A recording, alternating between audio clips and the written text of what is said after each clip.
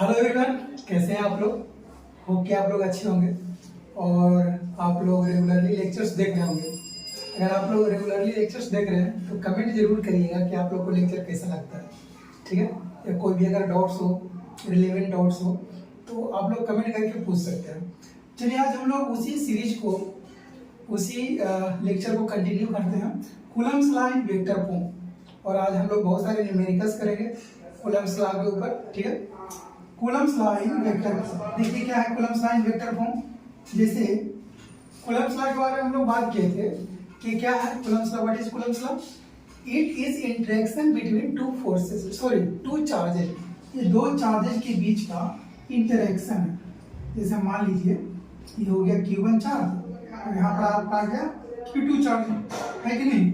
अब ये Q1 charge है जो इलेक्ट्रोस्टैटिक फोर्स लगता है दो चार्जेज के बीच में।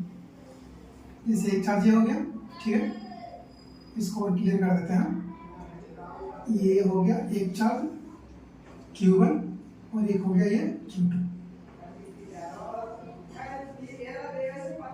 अब देखिए इसके बीच का जो इलेक्ट्रोस्टैटिक फोर्स लगता है कैसे लगता है, इन एक्सियल डायरेक्शन, है ना, अलोंग इट्स एक्सिस।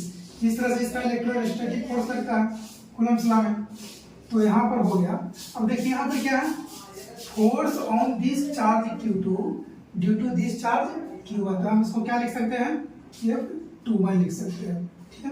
अब चूंकि फोर्स एक वेक्टर क्वांटिटी है तो यहाँ पर वेक्टर का साइन दे देते हैं। यहाँ पर क्या आएगा electrostatic force F1 due to 2, मतलब forces on this charge Q1 due to this charge Q2। मान लीजिए इसका बीच का जो डिस्टेंस है ना, जो सेपरेशन है वो कितना है, R है। इसके बीच का जो सेपरेशन है वो कितना है, R है। अब आप लोग वेक्टर में अगर याद होगा, है ना, बहुत पुराना बात है सर, कहाँ याद दिला है, चलिए कोई बात नहीं। देखिए आप लोगों को वही वेक्टर में याद होगा कि जब हम लोग फाइनल और इनिशियल पोजीशन के बीच का सेपरेशन है, उसके बीच का जो डिस्टेंस है, डिस्प्लेसमेंट निकालते हैं तो कैसे निकालते हैं। अगर मान लीजिए ये R1 है और ये R2 है, यहाँ से आपके बीच का सेपरेशन निकालना है, ठीक है। तो इधर से इधर की तरफ चले गए तो कितना हो गया, R2 माइनस R1 वेक्टर, ठीक है। R2 vector minus R1 vector, इसके बीच का सेपरेशन हो जाएगा। और इसके बीच का सेपरेशन मतलब जैसे हम लोग यहाँ कहाँ से चल रहे हैं, उल्टा ले दी क्या, हाँ उल्टा ले दी, नहीं सही है, R2 माइनस R1, है ना। अब यहाँ पर अगर चलिएगा तो कैसे लिखेंगे हम लोग, जैसे इधर से जाएगा इधर की तरफ हम लोग चले गए, क्योंकि हम लोग वेक्टर फॉर्म में देख रहे हैं ना, तो वेक्टर फॉर्म में देख रहे हैं तो वहाँ पर जो डिस्प्लेसमेंट है उसको वेक्टर क्वांटिटी के रूप में रिप्रेजेंट करना पड़ेगा। तो यहाँ पर क्या लिखेंगे हम लोग, क्योंकि इधर से इधर के चल रहा है तो इसका इनिशियल पोजीशन है ये 2 पॉइंट और इसका फाइनल पोजीशन है 1 पॉइंट। तो हम लोग जब भी इनिशियल पोजीशन से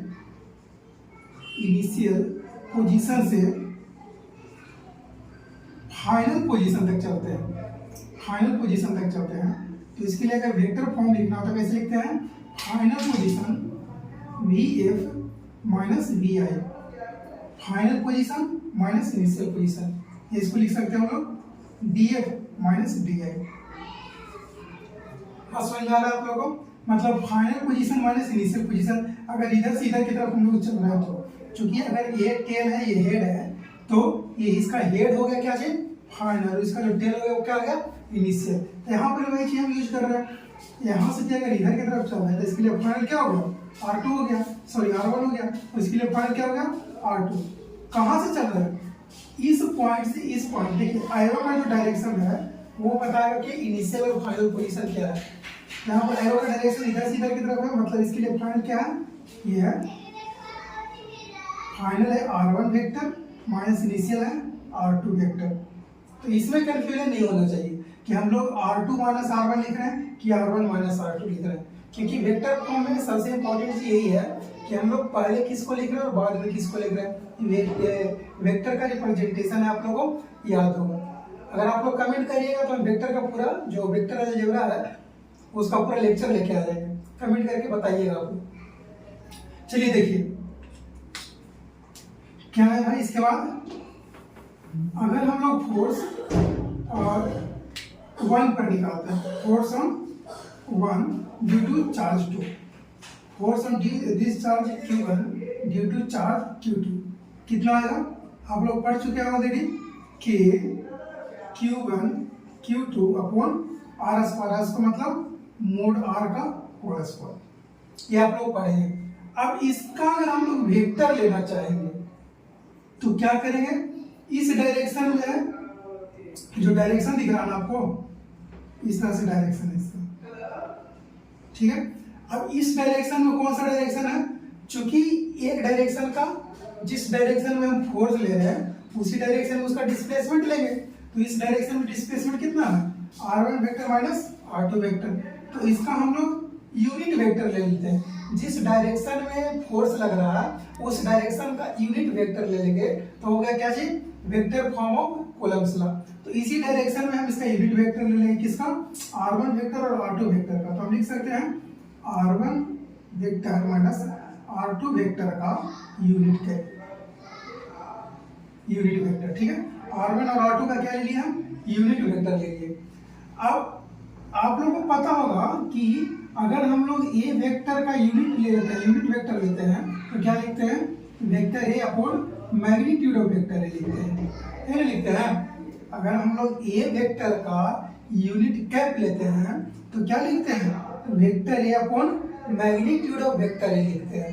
यही चीज हम लोग यहाँ पर भी करेंगे। इस वेक्टर का यूनिट कैप लेना है ना, तो क्या लिखेंगे हम लोग? के Q1 Q2 upon mode R का स्क्वायर इंटू कितना होगा? Vector R1 minus vector R2 upon mod of R1 minus mode of R2 का mode of R1 minus mode of R2, मतलब vector R1 minus R2 upon magnitude of vector R1 minus R2, ये इसका हो गया unit cap.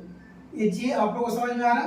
अब देखिए, चूंकि Q1 से Q2 तक या इस पॉइंट से इनिशियल से फाइनल पोजीशन तक इसका जो डिस्टेंस है, सेपरेशन कितना है? R है, ठीक है। तो हम मोड R को लिख सकते हैं, मोड R को लिख सकते हैं R1 माइनस R2 लिख सकते हैं, इतना तो लिख ही ना सकते हैं हम लोग, चूंकि R कहिए या फिर mode of R1 minus R2 कहिए। और एक चीज और, mode of R1 minus R2 को हम लिख सकते हैं mode of R2 minus R1। अगर आप लोग को वेक्टर के बारे में कुछ बेसिक आइडिया होगा तो ये सब चीज आप लोग समझ में आ रहा होगा आप लोग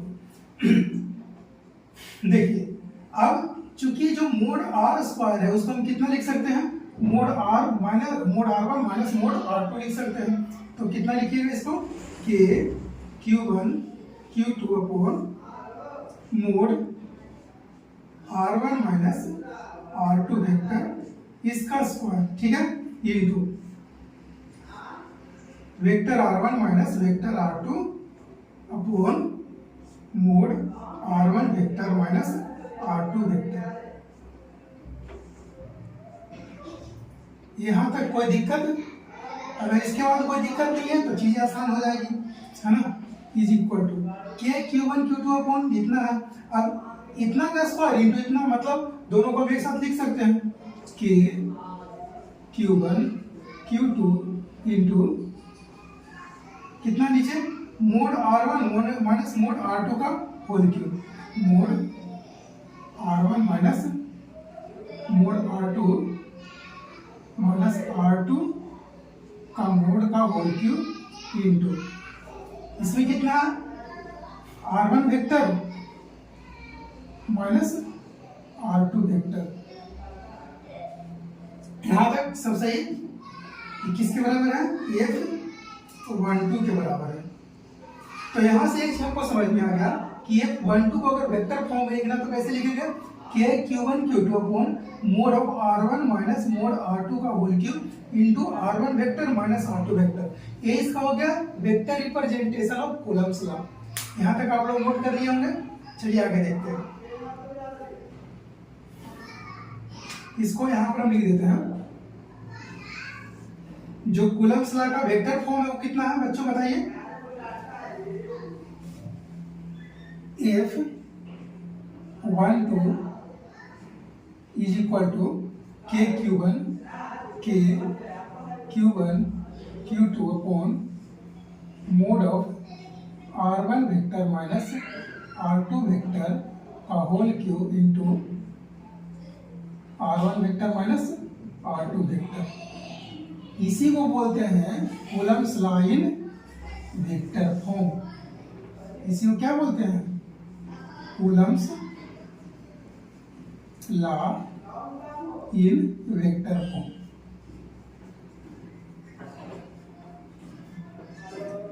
यहां तक कोई दिक्कत, कोई परेशानी अगर नहीं तो आगे बढ़ते हैं।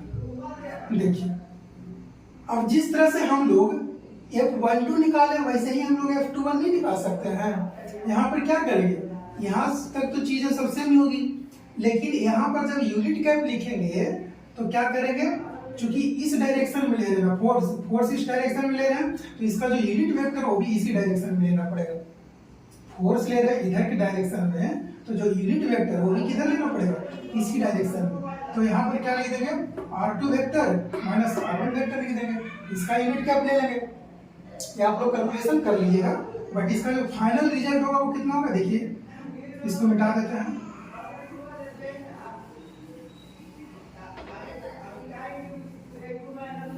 देखिए, जिस तरह से F12 आया उसी तरीके से हम निकाल सकते हैं F21 निकाल सकते हैं। F21 का वेक्टर फॉर्म कितना आएगा बच्चों, K Q1 Q2 upon mod of, अब देखिए क्या से हम ले रहे हैं, किधर से किधर की तरफ, F21 मतलब इस डायरेक्शन में ले रहे हैं, इसका स्टैटिक इलेक्ट्रोस्टैटिक फोर्स ले रहे हैं इस डायरेक्शन में, तो इसका जो यूनिट वेक्टर का डायरेक्शन होगा वो भी इसी डायरेक्शन में होगा। बात समझ में आई? देखिए कितना लेंगे, R2 vector minus R1 vector का होल क्यूब इंटू यहाँ पर कितना होगा, R2 vector minus R1 vector. यही इसका हो गया वेक्टर फॉर्म। किस पे, only charge due to charge 1। यहां तक कोई दिक्कत, कोई परेशानी अगर नहीं है तो चीजें आगे और ज्यादा आसान होगी आपके लिए। चलिए देखिए, यहाँ पर बहुत सारी किताबें आप लोग देखते होंगे मे बी, तो जो R2 वेक्टर है माइनस R1 वेक्टर है, जैसे यहाँ पर लिख रहे हैं R2 वेक्टर माइनस R1, इसको हम लोग बहुत सारे बुक्स में इस तरह से भी लिख सकते हैं R21, है ना, R2 माइनस R1, या फिर R12, इसको लिखना तो कैसे लिख देते हैं बहुत सारे बुक्स में, R1 vector minus R2 vector, दोनों तरीका सही है।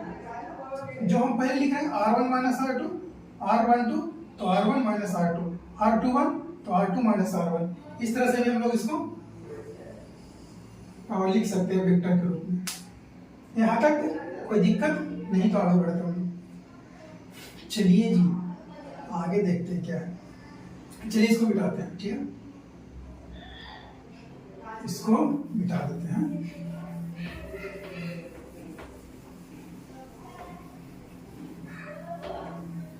चलो जी पार चलो, चलो से पार चलो, तैयार चलो।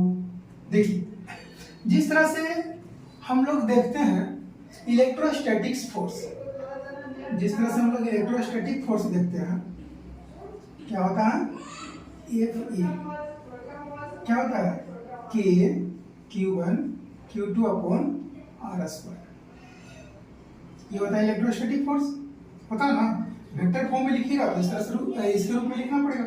बट इसी को अगर हम लोग ग्रेविटेशनल फोर्स के रूप में लिखेंगे तो क्या लिखेंगे, ग्रेविटेशनल फोर्स के रूप में अगर लिखना है तो क्या लिखते हैं कि सॉरी वहां पर लिखते हैं हम लोग G M1 M2 upon R square.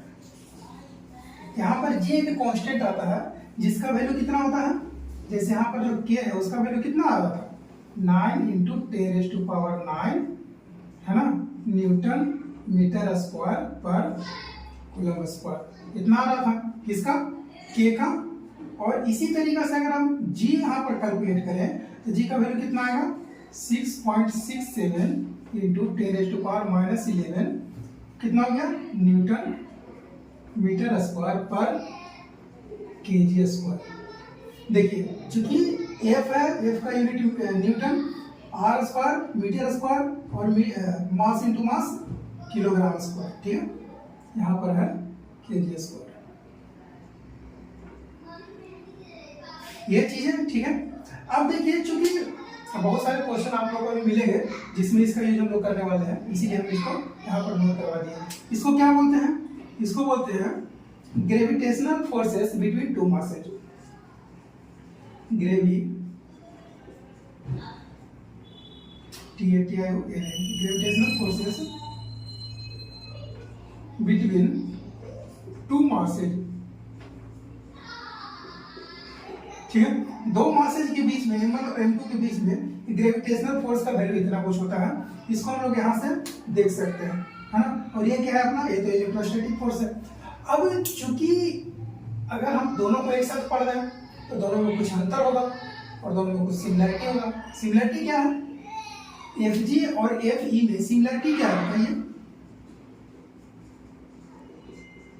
कुछ तो सिमिलरिटी होगा बाबू। दोनों इनवर्स प्रोपोर्शन है किसका? आर स्क्वायर का। तो हम कह सकते हैं Fg and Fe are inversely proportional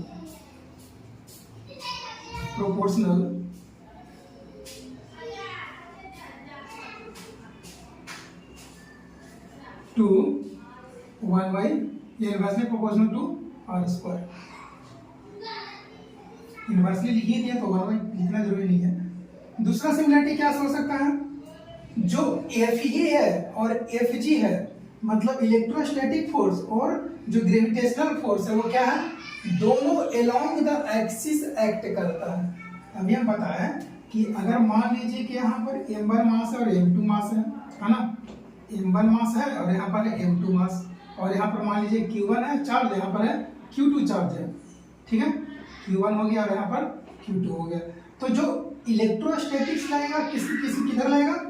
वो लगेगा अलोंग द एक्सिस, मतलब अगर इसका एक्सिस है ना तो इसी एक्सिस के अलोंग लगेगा इसका इलेक्ट्रोस्टैटिक्स, और इसका जो ग्रेविटेशनल है वो भी कहाँ लगेगा? इसी एक्सिस के अलोंग लगेगा। बातें समझ में आई? तो या तो ग्रेविटेशनल फोर्सेस या इलेक्ट्रोस्टैटिक फोर्सेस दोनों किधर एक्ट करता है? अलोंग द एक्सिस, ठीक है। तो both Fg and Fe acts along the axis of charges, और या along the axis of, या इसको इसी लिखिए acts along the center of axis, along the center of axis, along the center of axis। दोनों कहाँ एक्ट करती है? दोनों along the center of axis act करती है, ठीक है। अब ये तो हो गया दोनों के बीच का सिमिलरिटी, दोनों के बीच का कुछ डिफरेंस भी होगा। डिफरेंस क्या है? इसको भी देख लेते हैं, डिफरेंसेस। सबसे पहले तो आप लोग ये डिफरेंस देखिएगा कि जो इलेक्ट्रोस्टैटिक्स फोर्स है ना, ज्यादा फास्ट तो नहीं हो रहा ना। चलिए, जो इलेक्ट्रोस्टैटिक्स फोर्स है वो रिपल्सिव भी हो सकता है और अट्रैक्टिव भी हो सकता है कि नहीं। और दूसरा क्या है? जो ग्रेविटेशनल फोर्स है वो हमेशा क्या होता है? वो हमेशा अट्रैक्टिव होता है, पहला डिफरेंस। दूसरा डिफरेंस क्या है कि जो इलेक्ट्रोस्टैटिक फोर्स है, क्योंकि वहां पर एक टर्म आप लोग को डिफाइन किए थे, परमिटिविटी, है ना, परमिटिविटी फॉर फ्री स्पेस। तो वहां पर जो परमिटिविटी का वैल्यू होता है वो मीडियम के ऊपर डिपेंड करता है। अल्टीमेटली कहें तो जो के का वैल्यू है वो किसके ऊपर डिपेंड करता है? Depends upon the medium. तो अगर के का वैल्यू मीडियम पर डिपेंड करेगा बच्चों, तो जो एफ का वैल्यू है, इलेक्ट्रोस्टैटिक्स फोर्स का वैल्यू है, वो भी किस पे डिपेंड करेगा? मीडियम पर डिपेंड करेगा। But in the case of gravitational forces this G value does not depends upon any medium. ये किसी भी मीडियम, किसी भी माध्यम पर इसका वैल्यू डिपेंड नहीं करता। अगर नहीं करता तो जो Fg है that is free from the medium.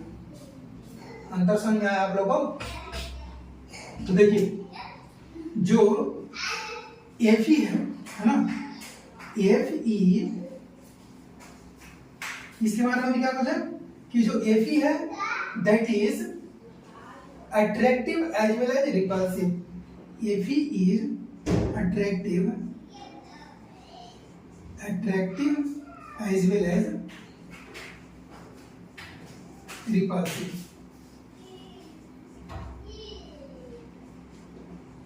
ठीक है, लेकिन जो एफ जी है इज ऑलवेज अट्रैक्टिव। अगर आप लोगों को नोट्स चाहिए तो आप लोग कमेंट में करके बताइएगा। हम जो भी लेक्चर पढ़ा रहे हैं इसका नोट्स आप लोगों को शेयर कर देंगे। आप टेलीग्राम पर हमसे जुड़ सकते हैं। तो देखिए, टेलीग्राम पर भी जुड़ सकते हैं, या अगर आप लोगों को नोट्स चाहिए तो आप लोग इस नंबर पे व्हाट्सएप करिएगा 9898044563। इस नंबर पे आप लोग व्हाट्सएप कर लीजिएगा और बोलिएगा सर हमको नोट्स चाहिए। हम आपको पूरा पीडीएफ फॉर्मेट में जितना भी लेक्चर अभी तक बताया है उसका पूरा नोट्स आपको यहाँ पर भेज देंगे। ठीक है, 9898044563। चलिए, तो देखिए F G is always attractive in nature. दूसरा क्या है कि जो एफ ई है, इसको आगे मिटा देते हैं, ऊपर वाला इसको हटा देते हैं।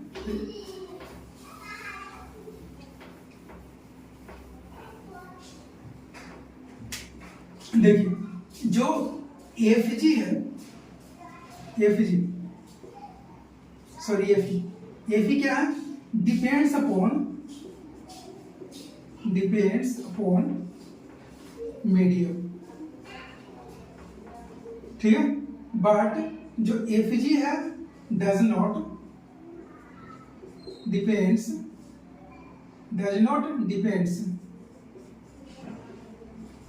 On medium. जो एफ जी है वो मीडियम प्रॉपर्टी नहीं है, मीडियम के ऊपर डिपेंड नहीं करता है, but F E depends upon the medium. जो एफ ई का वैल्यू है या एफ ई जो इलेक्ट्रोस्टैटिक्स फोर्स है वो किसके ऊपर निर्भर करता है, वो मीडियम के ऊपर निर्भर करता है। कोई दिक्कत नहीं, तो चलिए आगे बढ़ते हैं। कोई दिक्कत नहीं है तो आगे बढ़ते हैं, है ना। चलिए कुछ क्वेश्चंस देखते हैं हम लोग। इतनी बातें समझ में आई होगी। कैसा लग रहा है लेक्चर, आप लोग कमेंट करिए। क्या हाँ सर अच्छा लग रहा है लेक्चर समझ में आ रहा है।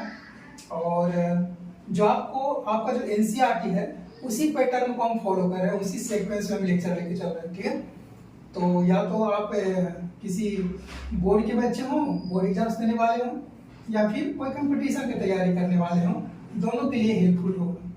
चलिए हम लोग कुछ क्वेश्चंस देखते हैं, इसका कुछ न्यूमेरिकल देखते हैं।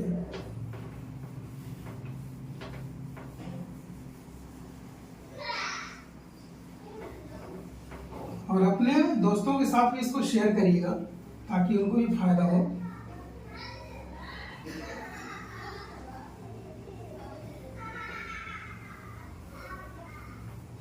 आपसे यहाँ पर प्रतिदिन लेक्चर आएगा। बीच में इसका जो पैटर्न था वो टूट गया था, लेक्चर नहीं आ पा रहा था कुछ कारणवश, लेकिन अब यहाँ पर रेगुलरली एक लेक्चर आप लोग को मिलेगा, एटलीस्ट एक लेक्चर मिलेगा। मैक्सिमम तो कह नहीं सकते हैं, तो जैसे जैसे रिसोर्सेज मेरे पास बढ़ेंगे, साधन बढ़ेगा, उसके अनुसार हम नंबर ऑफ लेक्चर्स भी बढ़ाएंगे, बट एटलीस्ट आप लोगों के लिए प्रतिदिन एक लेक्चर तो आएगा ही। ठीक, तो चलिए हम लोग कुछ न्यूमेरिकल देखते हैं।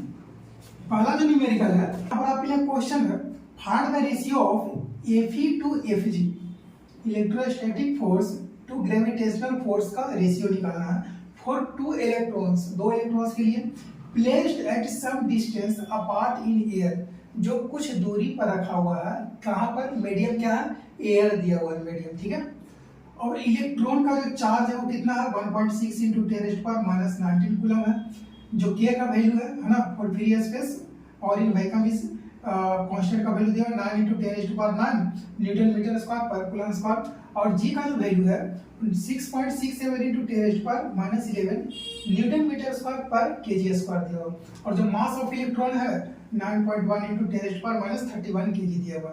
इस तरह से आपके पास कुछ डेटा दिया हुआ है और आपको क्या निकालना है, रेशियो निकालना है किसका, F E to F G का, है ना, मतलब F E to F G का रेशियो निकालना है। सबसे पहले हम लोग देख लेते हैं कि एफ ई बराबर कितना होगा। एफ ई बराबर कितना होगा बताइए, के Q1 Q2 by are square होगा, है कि नहीं।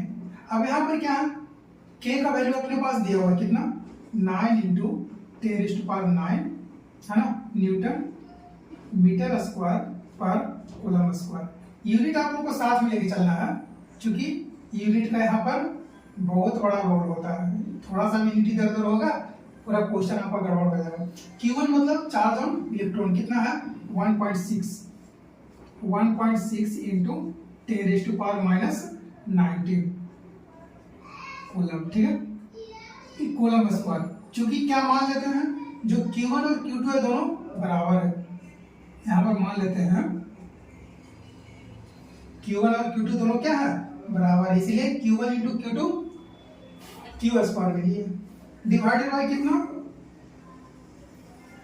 Are square. आर यहाँ पर कितना है, सेपरेशन दिया हुआ है, ओके नहीं दिया हुआ है, चलिए कोई बात नहीं। ये हो गया आपका Fe का वैल्यू, इलेक्ट्रोस्टैटिक फोर्स का। अब Fg का वैल्यू कितना आएगा, Fg का value G m1 m2 by are square आएगा, ठीक है, बराबर G का वैल्यू कितना है, 6.67 इंटू 10⁻⁻11 न्यूटन मीटर स्क्वायर पर केजी स्क्वायर, ठीक है, इतना इंटू m1 मतलब मास ऑफ इलेक्ट्रॉन कितना है, 9.1 इंटू 10⁻31 केजी, ठीक है। अब यहां पर भी क्या मानते हैं, m1 और m2 बराबर मान लेते हैं। मान लेते हैं कि दोनों प्लेस पर, जहां पर मान लीजिए यहाँ पर m1 है और यहाँ पर m2 है, तो यहाँ पर m1 और m2 दोनों मास से क्या है, इलेक्ट्रॉन का बराबर, इसलिए यहाँ पर क्या माने हैं, m1 into m2 that is m square, और m स्क्वायर मतलब mass of electron 9.1 into 10⁻31 kg का स्क्वायर, ठीक है, divided by separation between the r square. अब दोनों का रेशियो लेना है, ले लीजिए रेशियो Fe, थोड़ा सा इधर लिख लेते हैं, Fe टू Fg बराबर इतना बाई इतना कर दीजिए, कितना है, 9 इंटू 10⁻⁹9 न्यूटन मीटर स्क्वायर पर coulomb square into 1.6 into 10⁻⁻19 coulomb square, ठीक है, बाय। आप एक चीज बताइएगा कि नीचे यहाँ पर divide by numerator sorry denominator में आर स्क्वायर है, यहाँ पर भी डिनोमिनेटर में कितना है, आर स्क्वायर है, तो दोनों का अगर रेशियो लेंगे तो जो डिनोमिनेटर का आर स्क्वायर और आर स्क्वायर क्या है, कैंसिल आउट हो जाएगा, ठीक है। चेक करके देखिएगा आप लोग, यहाँ पर कितना है, 6.67 इंटू 10⁻⁻11 न्यूटन मीटर स्क्वायर पर केजी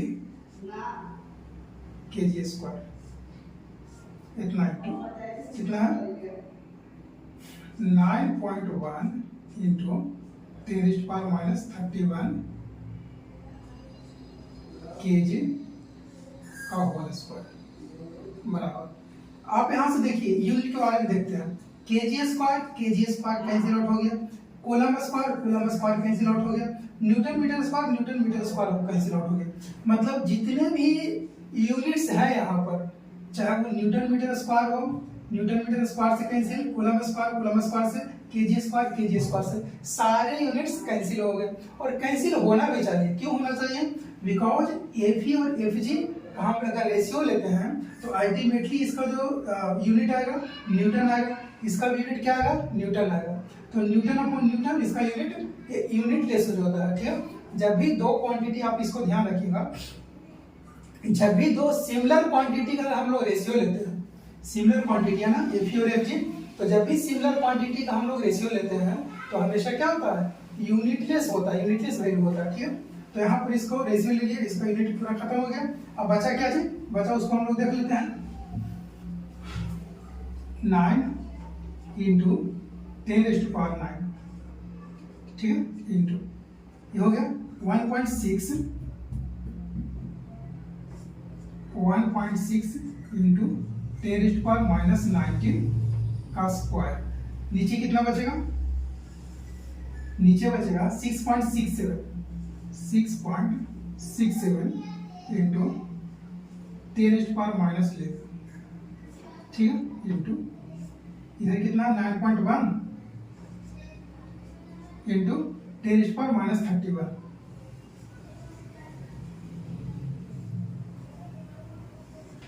कितना आया? इसको आप लोग अगर कैलकुलेट करिएगा तो करीब राउंड ऑफ करके कितना आ जाएगा? 10⁻42 आएगा लगभग, ठीक है। इसको आप लोग कैलकुलेट करिएगा और राउंड ऑफ फिगर जो करिएगा ना तो कितना आएगा? 10⁻42 आ जाएगा, ये वाला होगा आपका आंसर।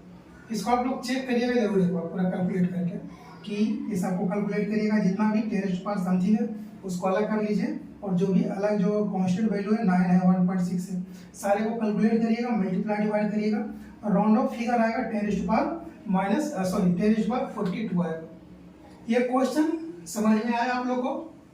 इसमें कुछ नहीं था, सिर्फ रेशियो लेना था और सारे वैल्यूज को पुट करना था और कुछ नहीं था बस। अगर ये समझ में आया होगा तो चलिए हम लोग अगला क्वेश्चन की तरफ बढ़ते हैं। देखिए क्वेश्चन क्या है? ए charge Q is divided into 2 parts. एक चार्ज क्यू है जिसको दो पार्ट में हम लोग डिवाइड कर रहे हैं, such that when these 2 parts are kept at some separation, कि उसको इस तरह से डिवाइड किया जा रहा है कि उसको अगर कुछ दूरी पर रख दें। जैसे मेरे पास दो चार्जेज हैं, मान लीजिए एक चार्ज ये है और दूसरा चार्ज ये है, ठीक है। अब उसको इस तरह से डिवाइड करना है कि उसको अगर कुछ दूरी पर रख भी दें at some separation the Fe between them is maximum। अगर कुछ दूरी पर रख दें तो उसके बीच का जो इलेक्ट्रोस्टैटिक फोर्स होगा वो मैक्सिमम होगा। तो देखिए क्या करते हैं हम लोग, find charges on each part. तो दोनों पार्ट पर कितना कितना चार्ज होगा? ए charge Q is divided, Q को डिवाइड करना है, ध्यान से देखिएगा, क्यू को डिवाइड करना है। मान लीजिए एक चार्ज है x और दूसरा चार्ज है q माइनस x, क्योंकि हम डिवाइड किसको कर रहे हैं? q को कर रहे हैं ना, तो q में से कुछ एक फैक्टर यहाँ पर गया, दूसरा फैक्टर यहाँ पर गया, दोनों को अगर जोड़ेंगे तो अल्टीमेटली q ही आएगा। अब इसको इस तरह से डिवाइड करना है कि इसके बीच का जो सेपरेशन है, when two parts are kept in separation F is between them is maximum, इसके बीच जो फोर्स लगेगा वो कितना लगेगा? मैक्सिमम लगेगा। तो मान लेते हैं इसके बीच का जो डिस्टेंस है वो कितना है? r है, ठीक है। इसका बीच का जो डिस्टेंस है वो कितना है? r है। अब आप लोग क्लास 11 में पढ़े होंगे, मे बी हाँ शायद कैलकुलस में पढ़ना है, तो इसको कैलकुलस में आप लोग पढ़े भी होंगे। क्या पढ़े होंगे कि dy/dx अगर 0 होता है कब? मैक्सिमा या फिर मिनिमा के लिए, ठीक है। मैक्सिमा या मिनिमा के लिए हम लोग क्या करते हैं? dy/dx इक्वल टू 0 करते हैं। तो यहाँ पर वही करेंगे, यहाँ पर फोर्स दोनों के बीच में कितना आ जाएगा? k into x into q minus x, ठीक है, अपॉन आर स्क्वायर। अब क्या करेंगे? df upon dx is equal to कितना है? चूंकि हम इसको डिफरेंशिएट कर रहे हैं, है ना, तो इसको सबसे पहले हम लोग क्या करेंगे? सोल्व कर लेंगे k times qx minus x square by are square. अब इस f को x के रिस्पेक्ट में डिफरेंशिएट करिए, चूंकि x के वैल्यू के ऊपर निर्भर करेगा कि इसको किस रेशियो में डिवाइड करना है। तो हो गया कितना? k times q minus 2x upon r square is equal to 0। अब df अपॉन dx करेंगे 0, है ना, तो जो x का वैल्यू आएगा वही डिसाइड करेगा कि किस रेशियो में इसको डिवाइड करना है। इंप्लाइज इतना 0 करिए, कितना आएगा? k टाइम्स, इसको डायरेक्टली जितने भी यहाँ पर कांस्टेंट वैल्यू है सबको उधर लेके चल जाइए, सारे 0 हो जाएंगे। कितना बचेगा यहाँ पर? q माइनस 2x बचेगा इक्वल टू 0। ये चीज समझ में आया? हम क्या किए? k अपॉन आर स्क्वायर है ना, ये कांस्टेंट वैल्यू है, इसको हम लोग बराबर के उधर लेके गए और 0 के साथ मल्टीप्लाई कर दिया, हो गया 0। इंप्लाइज इसको सोल्व करिएगा तो कितना आएगा? x इक्वल टू आएगा q/2, मतलब x का वैल्यू कितना होगा? q/2। जो x आएगा वो कितना आएगा? x आ जाएगा q/2। अगर x आएगा q/2, इसका मतलब q माइनस एक्स भी कितना आएगा, q माइनस q/2 बराबर q/2, ठीक है ना। तो हम उसको किसी r से प्रेशर पर रखेंगे तो मैक्सिमा के लिए क्या होगा, x का वैल्यू आएगा q/2 और q माइनस एक्स का वैल्यू आएगा q/2 आएगा, ठीक है। ये बातें समझ में आई होगी, अगर समझ में आई होगी तो हम लोग आगे बढ़ते हैं। इसका कुछ लिमिटेशन भी होता है कूलम्ब्स लॉ का, उसको हम लोग देख लेते हैं। लिमिटेशन ऑफ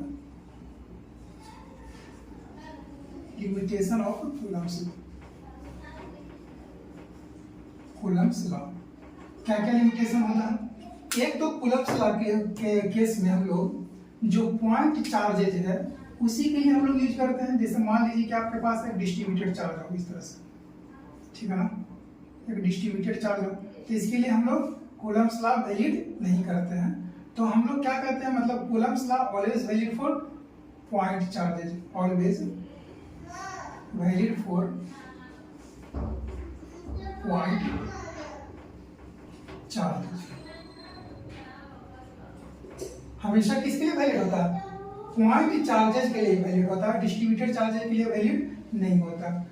दूसरा है कि जो चार्जेज रेस्ट पोजीशन पर है उसी के लिए हम लोग कूलम्ब्स लॉ को वैलिड करते हैं। मतलब अगर कोई चार्जेज मोशन में है तो उसके लिए हम लोग कूलम्ब्स लॉ वैलिड नहीं करते हैं।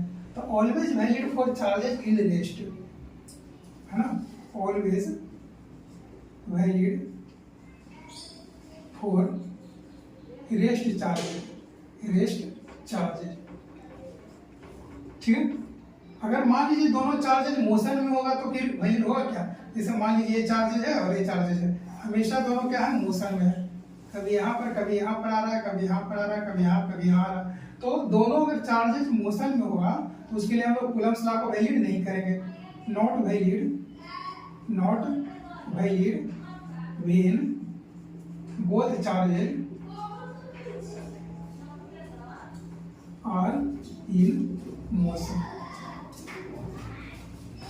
ठीक, जब दोनों चार्जेज मोशन में होगा तो इसको हम लोग वैलिड नहीं करेंगे। बट क्या हो अगर जैसे मान लीजिए कि एक चार्ज को स्थिर कर दिए, कहीं पर लेगा किला गाड़ दिए और वहीं पर चार्ज को बांध दिए कस के, और दूसरा चार्ज को फ्री छोड़ दिए, जाओ भाई तुम मस्त घूम के आओ, जहां तुमको जाना है पंजाब, गुजरात, पटना, जहां घूमना हो तुम जाकर आराम से घूम के आओ। तो इस केस में हम लोग क्या कहेंगे, जब एक चार्ज फिक्स हो, रेस्ट पर हो, और दूसरा चार्ज आवारा की तरफ घूम रहा हो, तो क्या करेंगे हम, वहां पर हम लोग कूलम्ब्स लॉ को वैलिड करेंगे, ठीक है। Valid when one charge in rest but other in motion। तो इसके लिए हम क्या करेंगे, कूलम्ब्स लॉ को वैलिड कर देंगे। यहाँ पर जब एक चार्ज रेस्ट में हो और दूसरा चार्ज मोशन में हो तो यहाँ पर कूलम्ब्स लॉ वैलिड होता है, ठीक है।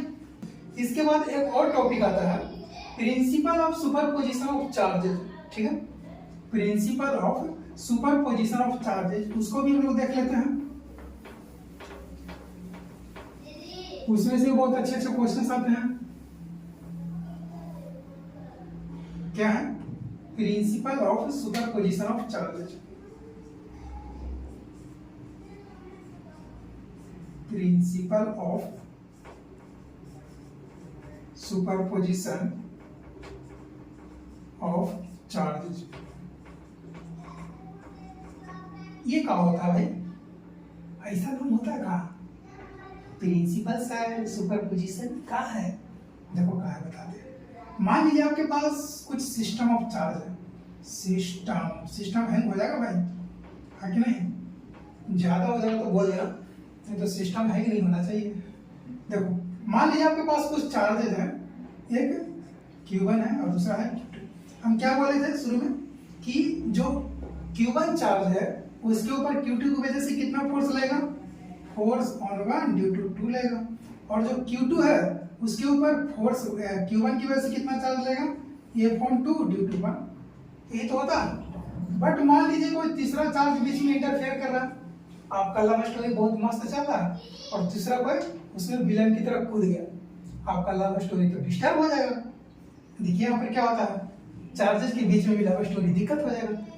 मान लीजिए यहाँ पर है Q1, यहाँ पर Q3 है, यहाँ पर मान लीजिए Q2 है, ठीक है, 1 है 2 है और यहाँ पर Q3 है। इसको मान लीजिए Q1 Q2 Q3।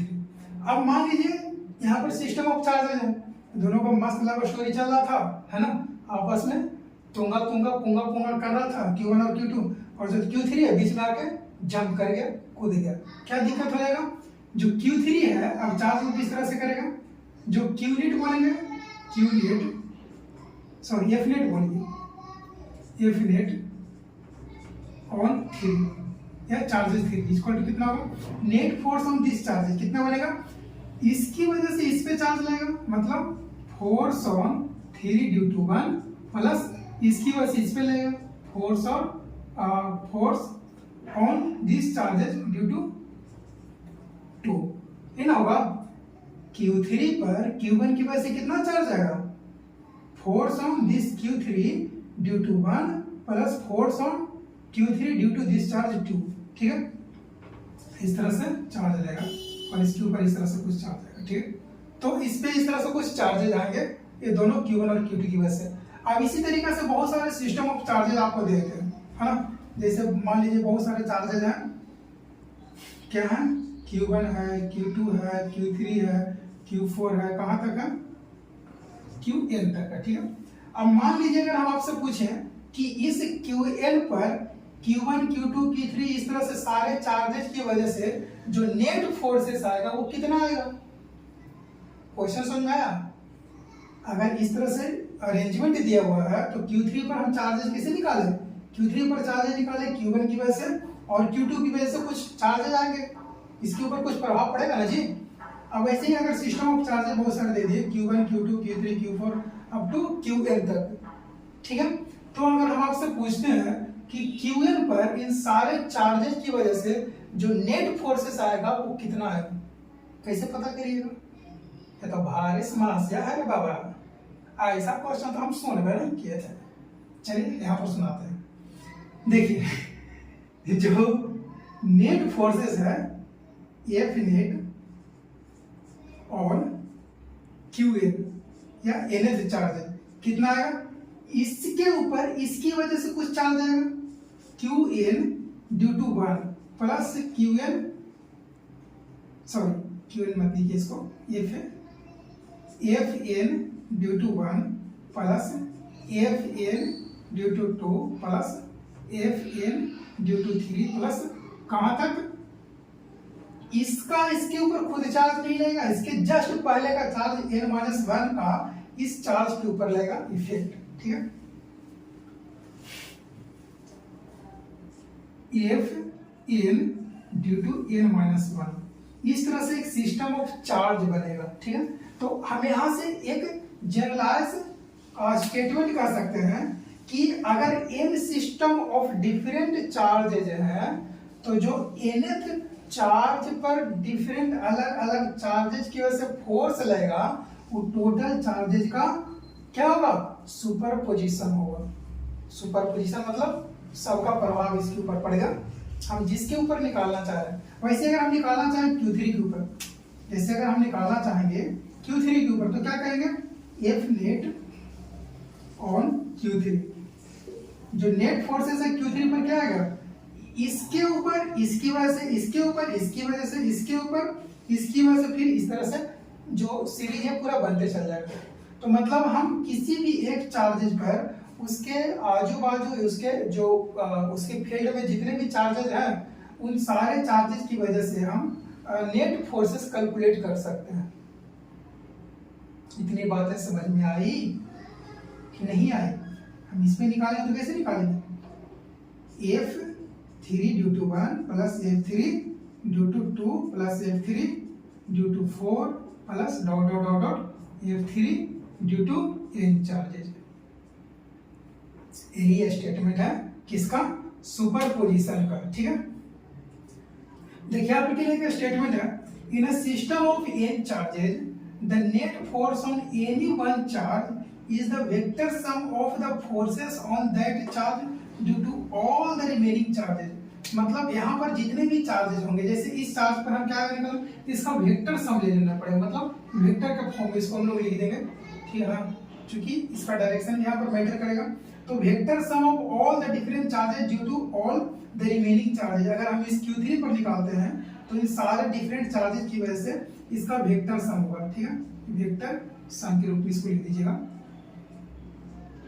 वेक्टर के रूप में इसको लिखना है। तो in the system of n charges the net force on any one charge is the vector sum of the forces on that charge due to all the remaining charges. जितने भी remaining charges हैं, जो भी charges बचे हुए हैं, उन सारे चार्जेस की वजह से किसी एक चार्ज पर जिसको भी हम लोग टारगेट कर रहे हैं, या जिसके ऊपर भी कैलकुलेट करना है नेट फोर्सेस या नेट चार्जेस, उन सारे डिफरेंट चार्जेस की वजह से उसके ऊपर वेक्टर सम लगेगा। ये बातें क्लियर हुई होंगी। इस पे क्वेश्चन कर लेते हैं। देखिए यहाँ पर आपके लिए क्वेश्चन है, find the net F net on charge at vertex C. इस वर्टेक्स पर जो चार्ज रखा हुआ है उसके ऊपर ए और बी के द्वारा जो नेट फोर्सेस लगेगा वो कितना लगेगा। हम इसको कैसे कैलकुलेट करेंगे, देखिए यहाँ पर कंपोनेंट आपको लेना आना चाहिए। यहाँ पर चार्ज अगर Q है तो इस चार्ज के ऊपर ए की वजह से ए पर ही पॉजिटिव, देखिए सबसे पहले तीनों वर्टेक्स पर ए पर पॉजिटिव चार्ज, बी पर पॉजिटिव चार्ज और सी पर पॉजिटिव चार्ज है। तो इस वर्टेक्स सी पर ये जो बी चार्ज है इसकी वजह से कितना फोर्स लगेगा, रिपल्सिव फोर्स लगेगा, मतलब ए भी क्यू प्लस है, ए भी क्यू प्लस है, तो मतलब यहाँ पर कितना लगेगा, F at this C on charge C due to vertex B, ये होगा। और इसी तरीका से जो Q चार्ज है वर्टेक्स सी पर, इसके ऊपर A की वजह से कितना फोर्स लगेगा, इसकी वजह से कुछ इधर फोर्स लगेगा, है ना, उसी डायरेक्शन में। इसीलिए बोल रहे थे आपको कि जो फोर्सेस होते हैं, इलेक्ट्रोस्टैटिक फोर्सेस होते हैं, वो कैसे होते हैं, वो हमेशा एक्सियल डायरेक्शन में एक्ट करते हैं, हाँ? तो चूंकि यहाँ पर वर्टेक्स सी है और इसके ऊपर किस तरह से ये एक्सियल डायरेक्शन में एक्ट करेगा, यहाँ पर क्या होगा, ये एक्सियल डायरेक्शन में एक्ट करेगा, मतलब यहाँ पर कितना लगेगा, F at C due to charge at A, है कि नहीं। अब आप लोग यहाँ से देख सकते हैं कि जो ट्रायंगल एबीसी है, तीनों वर्टेक्स, तीनों इसका जो साइड है, ए है और ए है, तीनों साइड बराबर है, मतलब कह सकते हैं कि इक्विलैटरल ट्रायंगल है। इक्विलैटरल ट्रायंगल है, इसका मतलब इसके बीच का जो कोण होगा वो कितना होगा, 60 डिग्री होगा। एंगल कितना है, 60 डिग्री। तो ये 60 डिग्री, तो ये भी 60 डिग्री, ठीक है। यहाँ से एक कंक्लूजन आप लोग देख सकते हैं कि चूंकि तीनों जो चार्जेज हैं, ए पर, बी पर और सी पर, तीनों के बीच का सेपरेशन ए है, तीनों के बीच का जो चार्जेस का जो मैग्नीट्यूड है वो प्लस क्यू है, मैग्नीट्यूड प्लस क्यू, सेपरेशन ए। तो इसका मतलब जो एफ सी बी होगा और एफ सी ए होगा, वो दोनों का वैल्यू क्या होगा, बराबर ही होगा। तो हम कह सकते हैं F C B is equal to F C A, F के बराबर मान लेते हैं, है कि नहीं। चूंकि एफ सी बी और एफ सी ए दोनों क्या है, बराबर। बराबर क्यों है, क्योंकि प्लस क्यू मैग्नीट्यूड बराबर है, हर जगह मैग्नीट्यूड बराबर है, और दो चार्जेस के बीच का जो सेपरेशन है वो क्या है, इक्वल है, ए है। जो दोनों के बीच का सेपरेशन ए और ए है, तो हम यहाँ से निष्कर्ष निकाल सकते हैं कि जो मैग्नीट्यूड एफ सी बी और एफ सी ए है वो क्या होगा, एफ ही होगा। आप लोग क्लास 11th में काइनेमेटिक्स में भी आप लोग पढ़े होंगे कि जब हम लोग कंपोनेंट लेते हैं दो फोर्सेस के बीच में, है ना। कहाँ बात कर रहे हैं सर क्लास 11th का, ऑलरेडी हम परेशान हैं क्लास 12th से, आप क्लास 11th का बात कर रहे हैं। This is not fair sir, this is not good. सुनना तो पड़ेगा बाबू। हम क्या बोल रहे हैं कि अगर हम कैलकुलेट करते हैं दोनों के बीच का कंपोनेंट, तो मतलब एफ नेट कैलकुलेट करते हैं, एफ नेट जब दो फोर्सेस इस तरह से होते हैं ना, F1 और F2 और F2, और दोनों के बीच का एंगल अगर थीटा होता है, ठीक है, तो हम एफ नेट कितना करते हैं, F1 square plus F2 square plus 2F1 F2 cos theta, है ना। एफ नेट क्या करते हैं, दोनों के बीच का जो अगर नेट फोर्सेस कैलकुलेट करना हो, अगर दोनों के बीच का एंगल थीटा दिया हो तो F1 square plus F2 square plus 2F1 F2 cos theta, इस तरह से हम लोग F नेट कैलकुलेट करते हैं। अब देखिए FCA है, FCB है ना, तो यहाँ पर भी F नेट हम लोग कैसे कैलकुलेट करेंगे?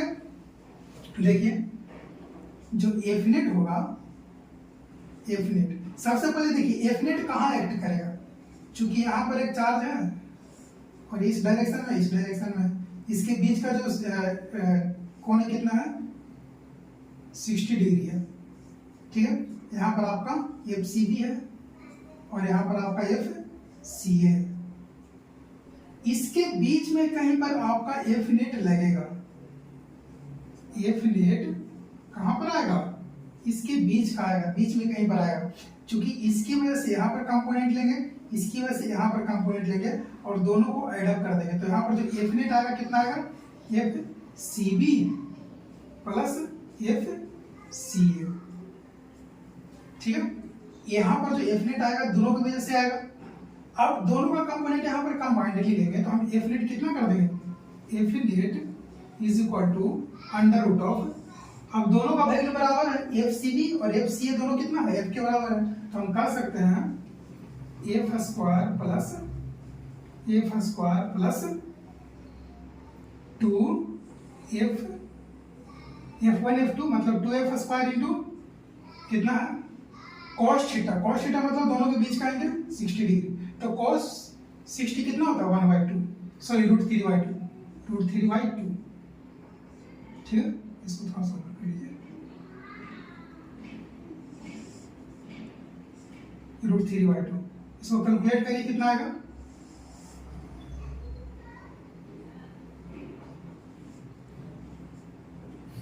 F square plus F square plus 2F square. अब यहाँ से हर जगह F स्क्वायर कॉमन हो गया, कितना आएगा? F को बाहर निकाल दीजिए, कॉमन आ रहा था 1 प्लस 1 प्लस 1 प्लस 1 2, तो 2 प्लस ये कितना होगा? 2 से 2 कैंसिल, 2 प्लस √3। cos 60 का वैल्यू कितना आएगा? 1/2 आएगा, cos 60 का वैल्यू आएगा 1/2 आएगा।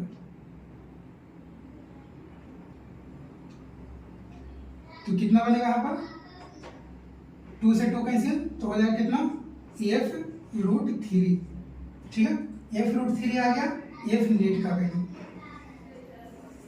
F नेट का वैल्यू कितना आ गया? F√3, और F का वैल्यू यहाँ पर कितना पुट करिएगा?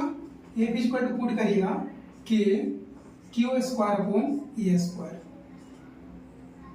तो F का वैल्यू इतना पुट करिएगा टाइम्स √3 कर दीजिएगा, वही आपका नेट फोर्स आ जाएगा। कहाँ पर?